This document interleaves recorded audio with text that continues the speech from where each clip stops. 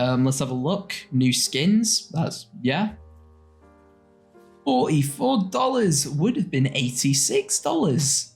Ooh. Hero Mastery stuff released. Oh, yeah. Not gonna lie. These skins actually looks pretty decent, I guess. They're not too bad. But obviously you've got all of this stuff added in, which is all useless cosmetic shite. Not even an emote. Not even an emote. 44 quid, yep. 44 fucking quid. Alright, let me have a quick look to see if there are any patch notes, because if there are, then it would be a little interesting to have a look at. Alright, there are! Alrighty. So, let's have a quick look. So, new game mode, Hero Mastery.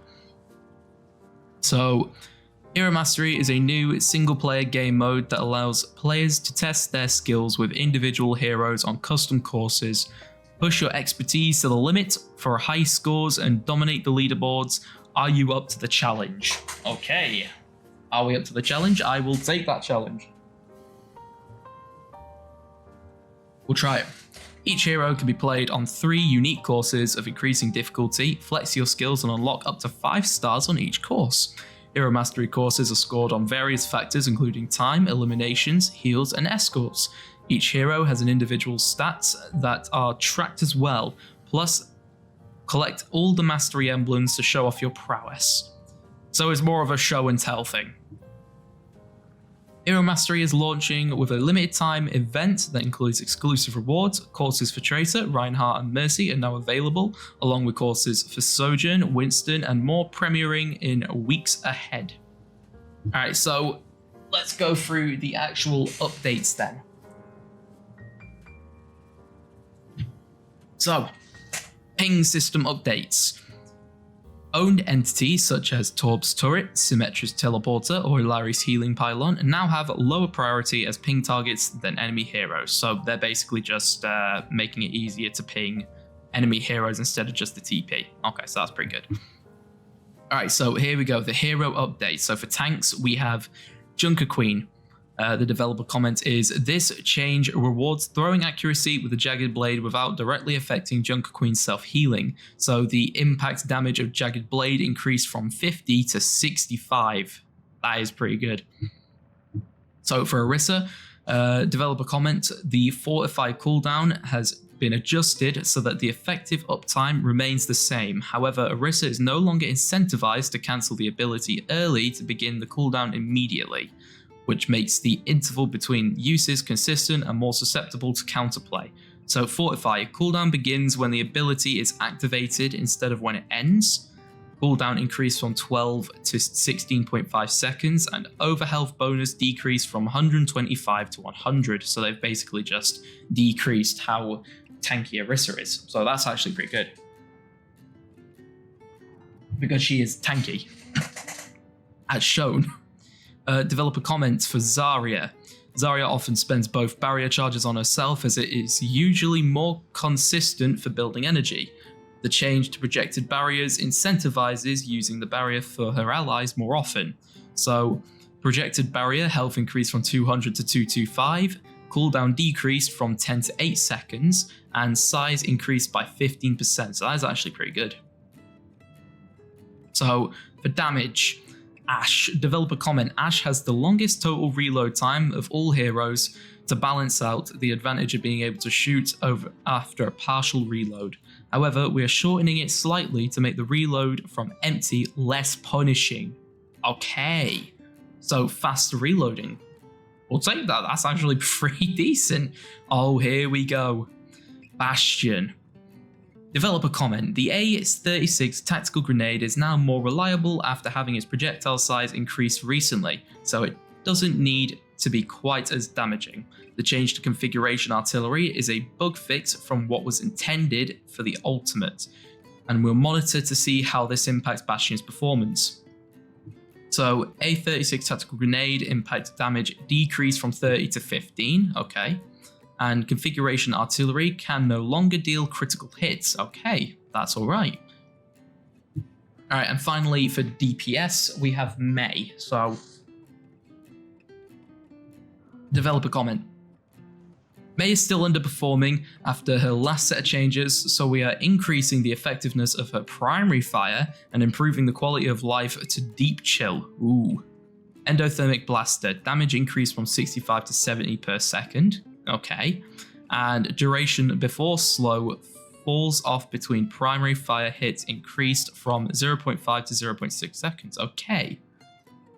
And then Deep Chill bonus damage can now also be triggered with May's quick melee.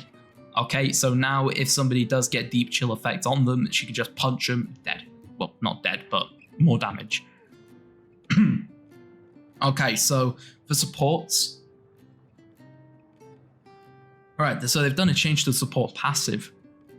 So duration until support passive activates increased from 1.5 to 2 seconds. That's actually pretty good because a lot of the supports have a lot of survivability, so that just knocks it down a little bit.